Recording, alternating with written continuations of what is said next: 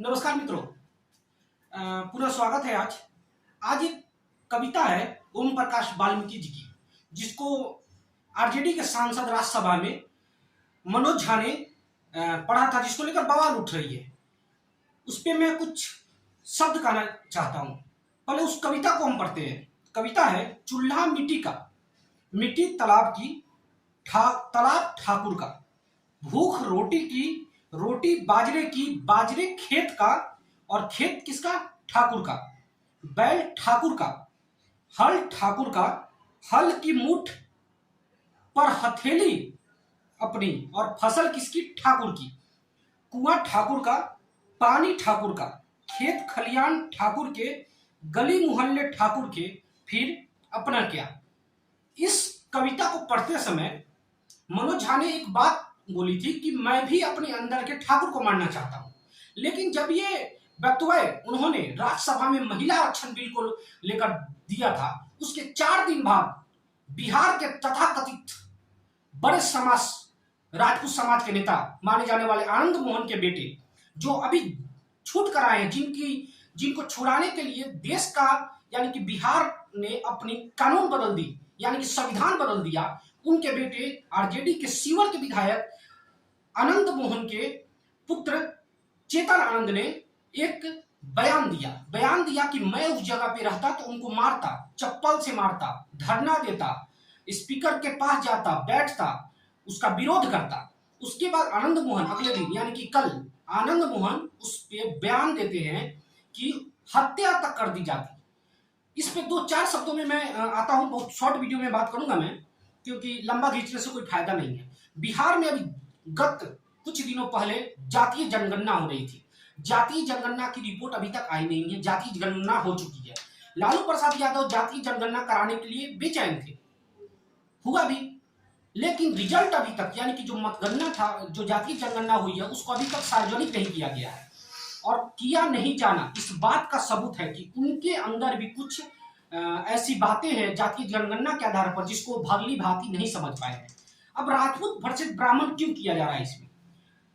मनोज झा मैथिल ब्राह्मण है, मैथिल समाज से आते हैं, ब्राह्मण है, मैथिली ब्राह्मण ने ब्राह्मण वर्सेस राजपूत करके आनंद मोहन के पुत्र चेतन आनंद अपनी राजनीति रोटियां सेकना चाहती है। इसका मैं उदाहरण देता हूं।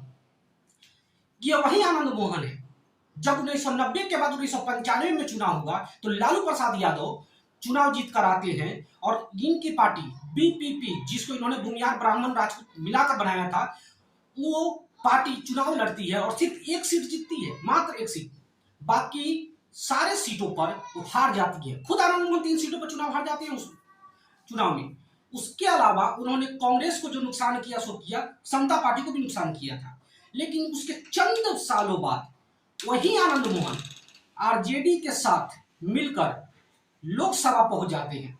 ये वही आनंद मोहन है जिनके बेटे 2020 में आरजेडी के टिकट से विधायक बनते हैं शिवर से।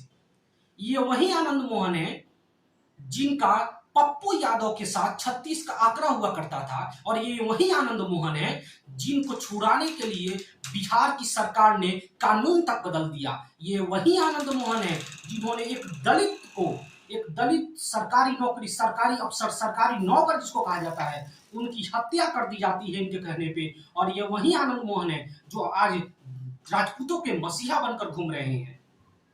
अब इन सब के पीछे का तार्किक आप सोच लीजिए क्या है।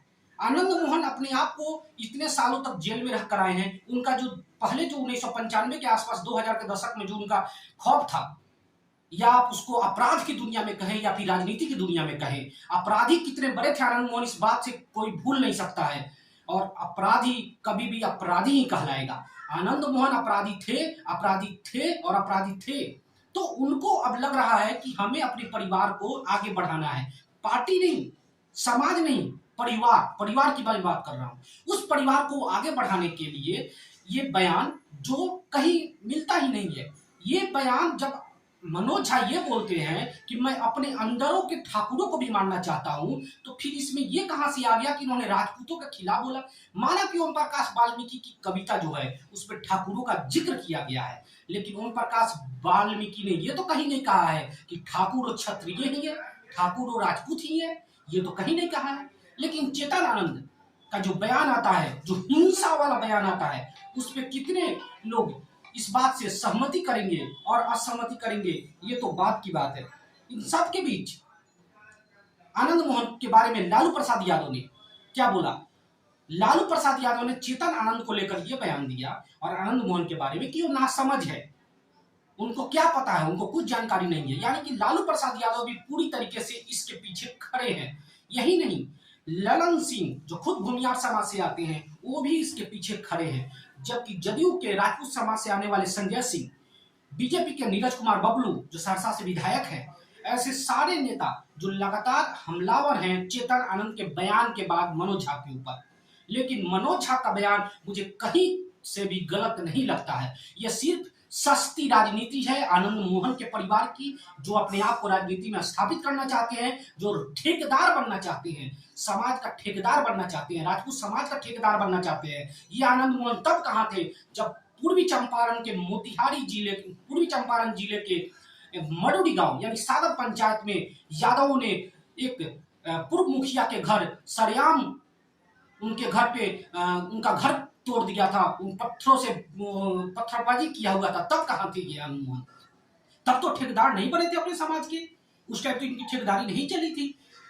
ओवरऑल यही है कि आनंद मोहन जेल से निकलने के बाद लगातार भ्रमण कर रहे हैं राजपूतों को इकट्ठा करने के लिए, लेकिन उनको उसमें खास कामयाबी मिलती हुई नहीं दिख रही है, जिसके कारण वो ये सब बयानबाजी करवा रहे हैं अपने बेटे से। और इसके पीछे पार्टी का भी संपूर्ण हाथ है। राजपूत वर्सेस ब्राह्मण करने का यही एक सही इनका नीति और